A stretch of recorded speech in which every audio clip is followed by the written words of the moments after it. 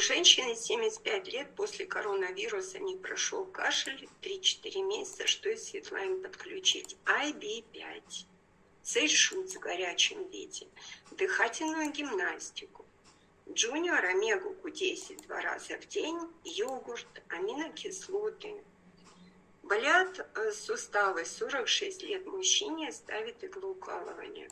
Ну, одним иглоукалыванием, понятно, не справишься. Что такое иглоукалывание? Это рефлексотерапия. И врач традиционной китайской медицины, который практикует рефлексотерапию, он что делает? Он диагностирует, в какой энергетический канал переполнен энергией, какой опустошен. И нажимая на определенные точки или ставя туда иголку, перегоняет, да? Выравнивает движение энергии по каналам и меридианам. А суставы болят почему?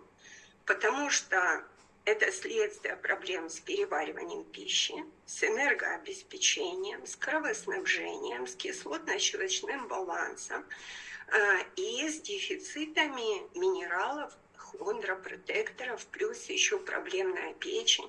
И, конечно, одно иглоукалывание эти проблемы не решат.